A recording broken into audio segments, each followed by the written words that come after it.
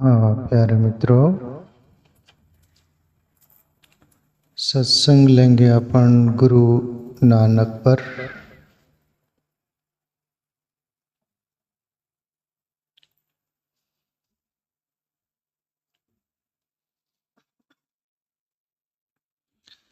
सब कुछ जीवत को ब्यारो,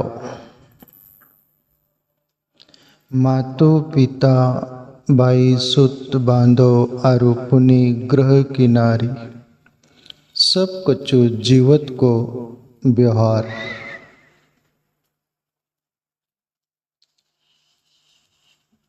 प्यारे मित्रों, सभी कुछ जिंदा अपन रहते हैं तभी तक का सब नाता रहता है।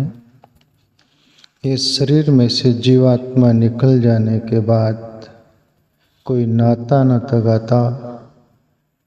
जिनको तुम अपन माने थे वो अपने नहीं रह जाते और तुम भी उनके नहीं रह जाते। ये नाता केवल जीने के लिए है। जिंदगी मिली है, ये एक दूसरे का सहारा लेकर जिया जाता है।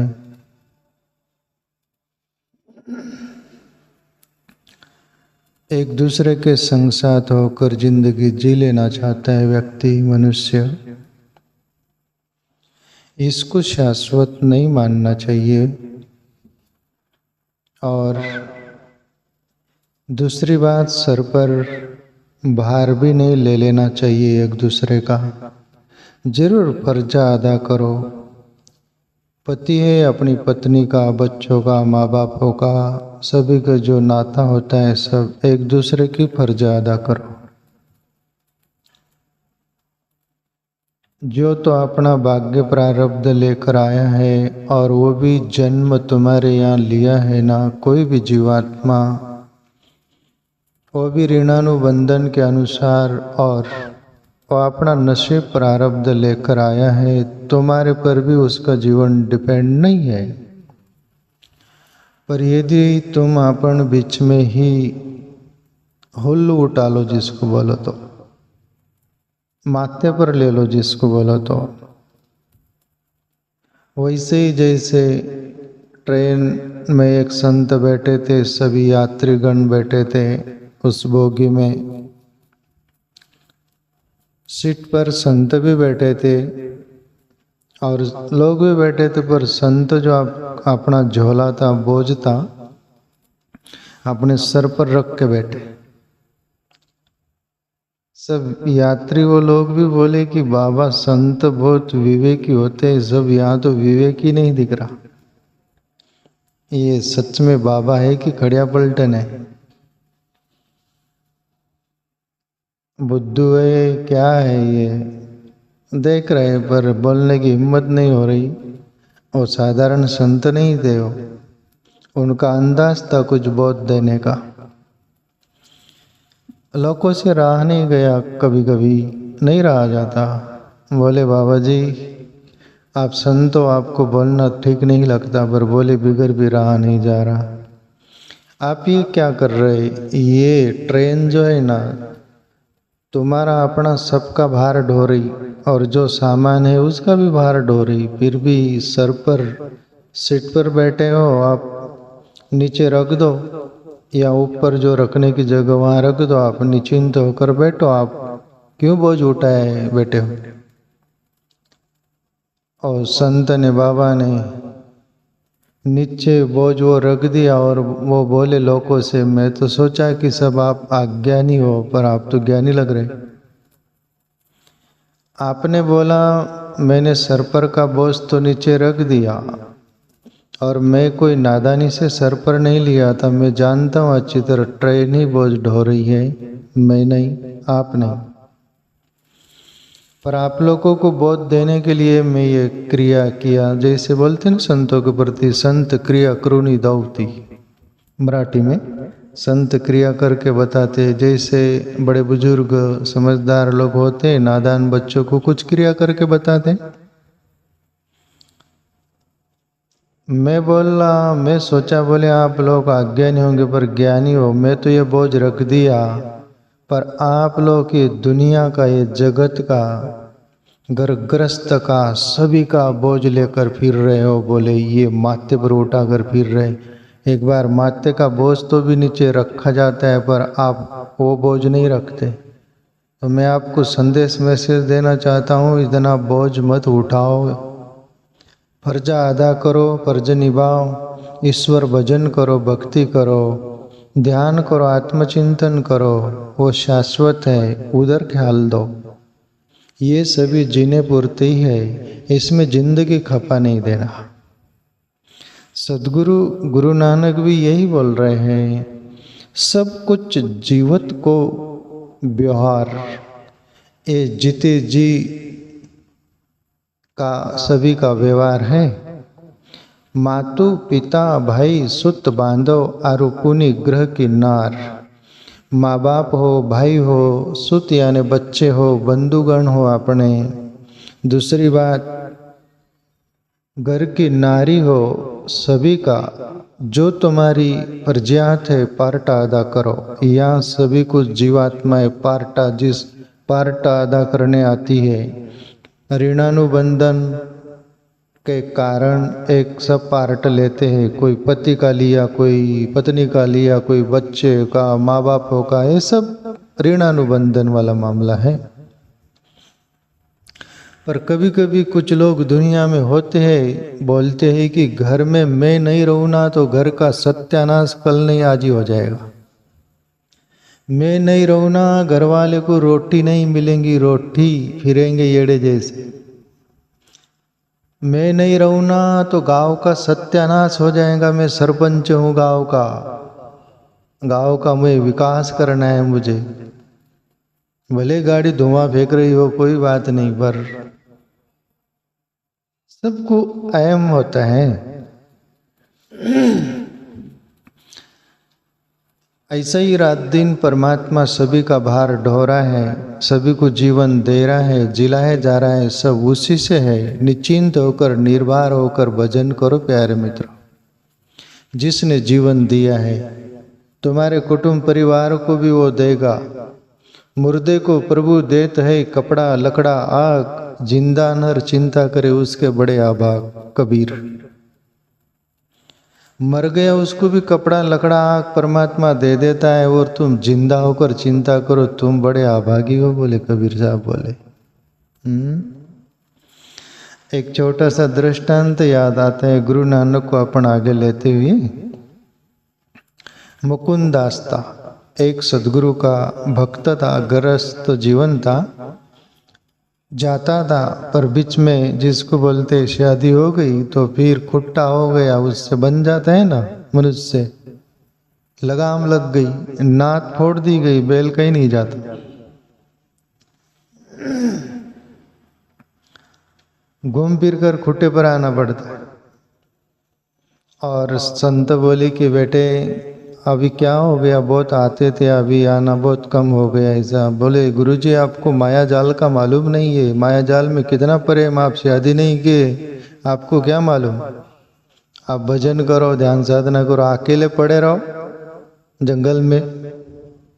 हमको तो बाबा मेरे माँ बापों का प्रेम क्या मैं बयान नहीं कर सकता, मेरी पत्नी का प्रेम तो मैं कभी स्वप्न में भी नहीं बोल सकता, इतना प्रेम है, हाय फाय प्रेम है मेरे।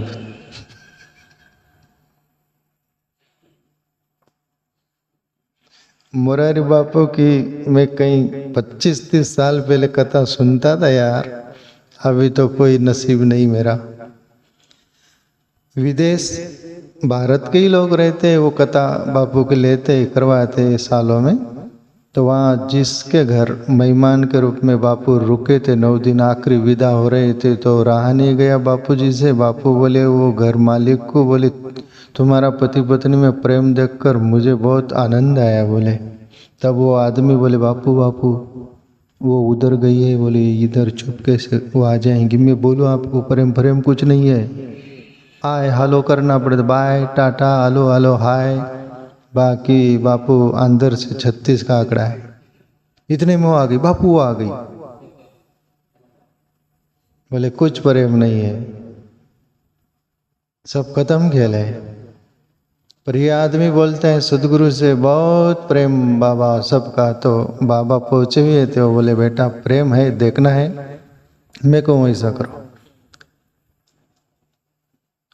प्राणायाम सिखा दिए प्राण चढ़ाने का, और बोले सब कुटुंब परिवार सहित नदी है ना तेरे गांव के आसपास, बड़ी नदी है बाबा, बोले उसमें जाना सब नहाने के लिए, वो प्राणायाम का विधि करना और नदी में डुबकी लगाना, और फिर आप प्राणायाम में वो मस्तक में प्राण चढ़ जाएगा, सब अंदर से बहके हुए दूर दरार निकल जाना, आश्रम में आ जाना। गए सब कुटुंब परिवार सब, और प्राणायाम वो चढ़ा लिया मस्तक में प्राण, और बह के दूर दरार जंगल में मुकुंदास निकलता है, निकल के सदगुरु के आश्रम में पहुंच गया। और घर वाले को भी खोजे सब, अंदर कुछ नहीं मिला। वो बोले कि मर गया, बह के चला गया, किधर गया, क्या मर गया। पूरी चर्चा हो गई गांव नगर में सब, और वो भक्तों को भी पता चला, अरे मुकुंदास सदगुरु का सेवा करता था, भगत था, मर गया, अब उसका कुटुंब परिवार का क्या होगा क्या नहीं। सब भगत जगत ने सब पैसे चंदा किए, सब साल भर का राशन पानी भर दिए, सब कुछ। मुकुंदास की फिक्र मत करो अभी, हाँ मैं तुम्हारे साथ। आश्रम के भक्त लोग। और कुछ चंद दिनों के बाद वो उसकी पत्नी बच्चे लोग सब आश्रम में सदगुरु जो संत थे वहाँ गए। वो संत बोले उनकी पत्नी को, मुकुंदास मर गया, बोले हाँ बाबा मर गया, पानी में डूब के मर गया वो। तो बोले घर कैसा चल रहा है, क्या चल रहा है, बोले वो जिंदा था उससे अच्छा चल रहा है। बोले सब भक्त आश्रम के ही थे, सबको पता चला, वो सब पूरा जुटा दिए, बोले सालों का कोई कमी नहीं खाने। वो था तब तो भी फाकम पाकता, बोले कभी कुछ नहीं, कभी क्या नहीं क्या नहीं, पर अभी कभी नहीं बाबा, इतना ही है, थोड़ा गम है, बोले वो शरीर से दिख नहीं रहा उतना ही, बोले बाकी कोई कमी नहीं। वो जिंदा था तब से ज्यादा 1000 गुना ज्यादा अच्छा है, बोले अच्छा। और वो मुकुंदास छुप के वहाँ सुन रहा है वो आश्रम में। उनकी पत्नी सब परिवार चले गए। फिर बाद में दिन डूबने के समय शाम को वो संत बोले जाओ घर, बोलो कि मैं मरा नहीं हूँ। मुकुंदास गया है, रात हो गई, 9 साढ़े 9 बज गए होंगे, सो गए सब कुछ। पत्नी दरवाजा लगा के, सब सो जाते हैं ना, बाहर से मुकुंदास खटखटाया, दरवाजे को खोलो भार्या, मैं तुम्हारा पति देव मुकुंदास। पत्नी चौंक गई, बोले मुकुंदास तो मर गया, बोले मेरा पति, तू कौन है भाई।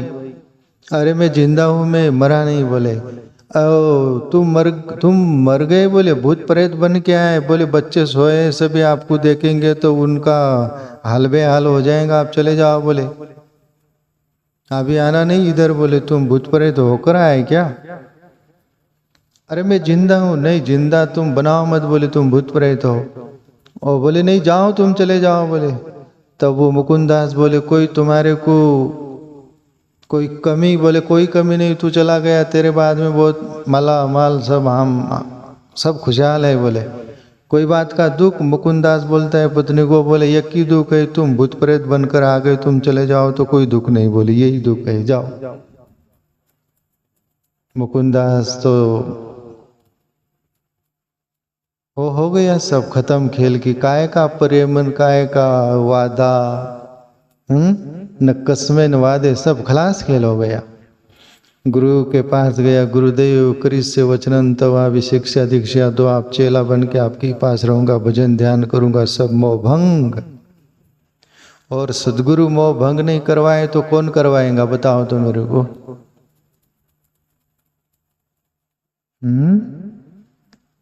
तो ऐसा है प्यारे मित्रों, इसलिए सदगुरु नानक बोल रहे सब कुछ जीवित को व्यवहार, मातो पिता भाई सुत बांधव, आरूपुनि ग्रह किनार। तनते प्राण होत सब जब न्यारे, टेरत प्रेत पुकार। आत घरी को नहीं राके, घरते देत निकार। सदगुरु नानक बोलते हैं तनते प्राण होत जब न्यारे, प्रेत प्रेत पुकार। बोले तन से प्राण चला गया ना तो फिर घर वाले लोग भी सोचने लगा प्रेत आत्मा हो गया। जैसे लोग नहीं बोलते प्रेत बॉडी आ रही है, प्रेत शरीर आ रहा है, डेड बॉडी है ना, प्रेत हो जाता है वो प्राण निकल जाने के बाद। तो उसका मुंह भी झक देते, उसको देखना पसंद नहीं करते। और 1.5 घड़ी नानक गुरु नानक क्या बोल रहे हैं, आध घड़ी को नहीं रखे, आधा घड़ी मतलब 1.5 घंटा भी नहीं रखना चाहते। चलो फूक के आओ, इसको गड़ा के आओ, आप हो गए भूत प्रेत, भूतपूर्व हो गए आप। तुम्हारे में वो चैतन्य तो उसकी कदर नहीं की, सब मोह माया में रच बच कर जिंदगी खपा दी। सदगुरु नानक बोलते हैं घर ते देत निकार, बस निकाल देते हैं, जाओ बन गई चांदी डाल गड्ढे में। आगे बोले सदगुरु नानक, मृग तृष्णा जो जग रचना, ये देखो हृदय विचार। कहे नानक भजू राम नाम नित्य, जाते हो तो उदार। सदगुरु नानक बोलते कि मृग तृष्णा जो जग रचना, ये सब जग की रचना मृग तृष्णा की तरह है। मृग धूप में वो चकचक करता है ना, पानी जैसा भागता है, पानी नहीं रहता दम तोड़ देता है। ऐसे ही तृष्णा के जाल में मनुष्य दम तोड़ देता है, कुछ हाथ नहीं आता। ये देखो हृदय विचार। बोले मैं झूठ बोल रहा हूँ तो तुम्हारे हृदय में परमात्मा बैठा हो, उसको पूछ के देखो, हृदय से विचार के देखो। कई नानक भजू राम नाम नित्य, और भगवान का नाम नित्य जपो, नित्य भजो, जाते हो तो उद्धार, उससे ही उद्धार होगा। बाकी गधे ने खाया खेत, न पाप न पुण्य, जिंदगी जी और चले गए चोटी उड़ाते हुए, किधर गए उसका पता नहीं। ऐसा न हो, सदगुरु नानक को हृदय में उनकी बातें बैठाकर अपना आत्म उद्धार करने का प्रयास करिएगा।